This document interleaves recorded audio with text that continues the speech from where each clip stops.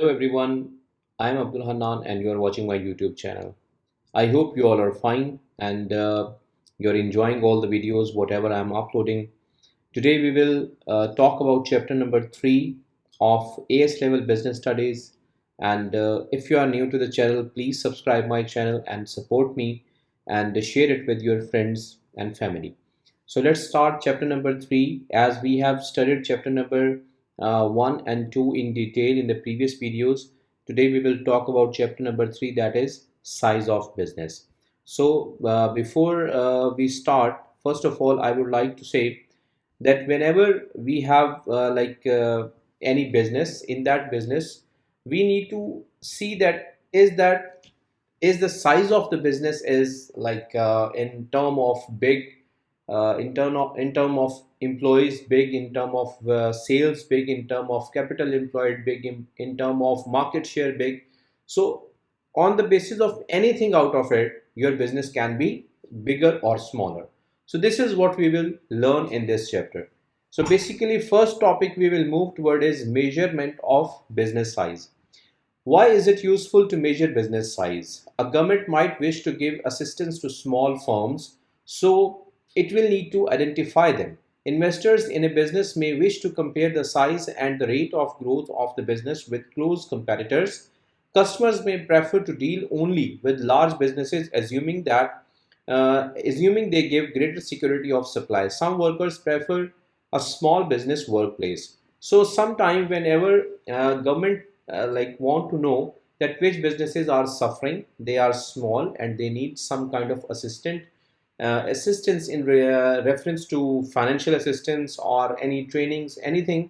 So they want to know in actual which businesses are smaller. There are two problems with attempting to measure the size. So whenever we have benefit of anything, we have problem as well. So comparing the size of the business, we have two problems. One is there are several different ways to measure the size of business. They often give different comparative results. A business might appear large by one measure but quite small by another measure. Yes, it's very true that all of these techniques or methods are not accurate. Okay, it will not give you a 100% accurate picture to know, to decide. Okay, for example, I say that I have 100 employees. My business is working with 100 employees. Your business is working with 10 employees, but latest machinery. You can say that on the basis of employees, my business is bigger. On the basis of employees, your business is smaller. But on the basis of output, sales, your business is bigger and my business is smaller. So every method has a different reflection towards what you want to decide. There is no internationally agreed definition of small, medium, or large businesses. However, the number of employees is often used to make this distinction. So there is no formula to calculate it worldwide, but only somehow you can say most you can say accurate one is the number of employees. So different measures of business size are here. First of all, number of employees.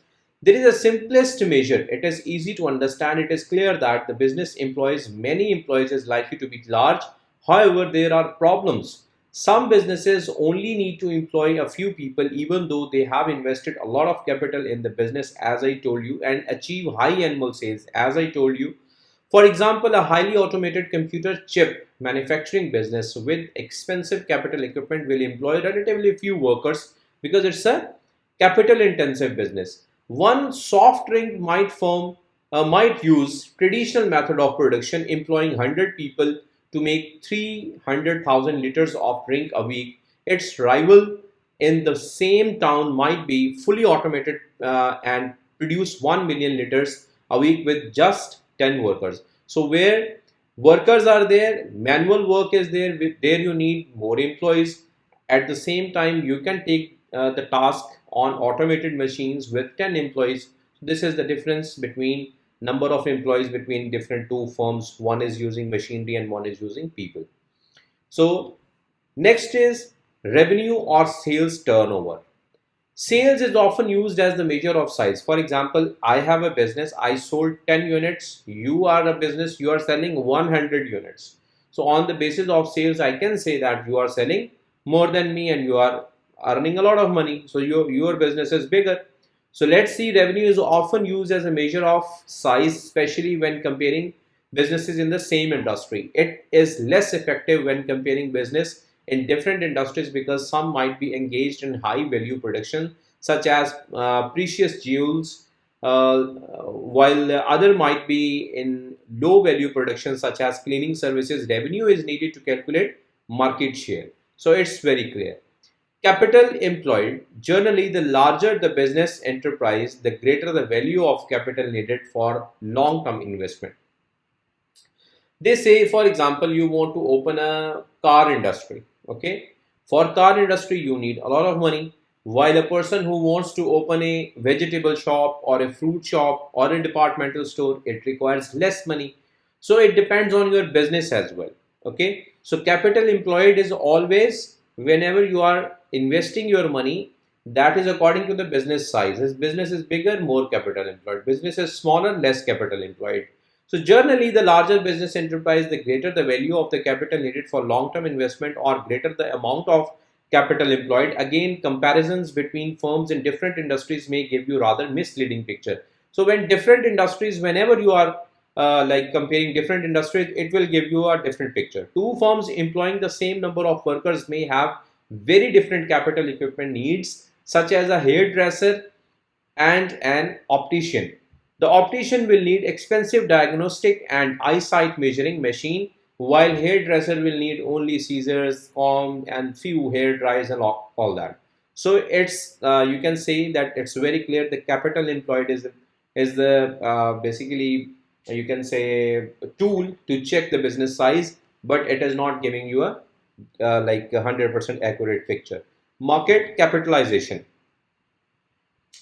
Market capitalization can be used only for businesses that have shares quoted on the stock exchange. Public limited companies is one of the example of that. It is calculated by this formula. First of all, market capitalization mean out of the market, whenever you are selling shares or offering shares in the market, people buy that and then you are like able to raise finance out of that. So market capitalization is that. Market capitalization formula is equal to share price share price into total number of shares issued. It is called market capitalization formula. As shares prices tend to change every day, this form of comparison is not very stable one. For example, a sharp but temporary drop in the share price of a company could make it appear much smaller than before, even though it still employs the same number of workers. Very clear. After that, you can say market share is the next method to check the business size. Market share is relative measure. If a firm has a high market share, it must be among the leaders in the industry and comparatively large. However, if the size of a total market is small, a high market share will not indicate a very large firm. Market share is calculated for a given time period using the following formula. Market share equals to total sales of the business over total sales of industry into 100. This is how you will get the market share. Market share is, for example, I can tell you by myself, that is, there are 100 eggs to be sold in the market, or 100 eggs are being produced in the market, you can say 90 eggs I am producing. Okay, after that 10 eggs are being produced out of like by 5 different suppliers. So 6 suppliers are there. I am the 90% captivating. I'm capturing the market 90%. Rest of all are capturing 2%, 2%, 2%, 2%, and 2%. So this is how I can say that I have the most part of the market share in the whole industry. Other measures that can be used, that will depend on very much on the industry. Example include the number of the guest beds or guest room could be used to compare hotel business size. The number of shops could be used for retailers. Total floor sales space could also be used to compare retail business, and the number of units sold could be used to compare business in the same industry. So these are other methods. So important methods were market share, market capitalization, capital employed, revenue, number of employees. Okay. This is how we have completed topic number 1.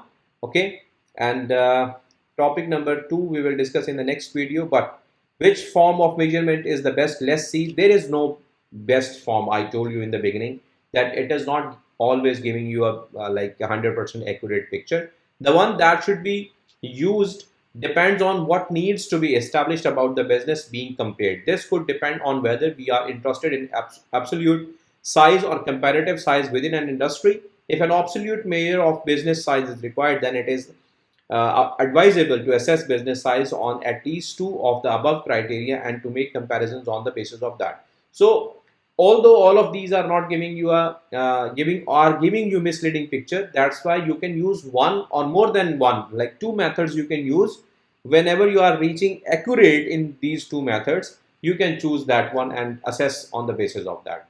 This is how you have completed topic number 1, measurement of business size. Be with me for the next videos, and we will complete this topic, this chapter in the next part. Okay, inshallah. And if you like the video, please like it and share it with your friends. And if you are new to the channel, please subscribe my channel and stay connected. Thank you so much.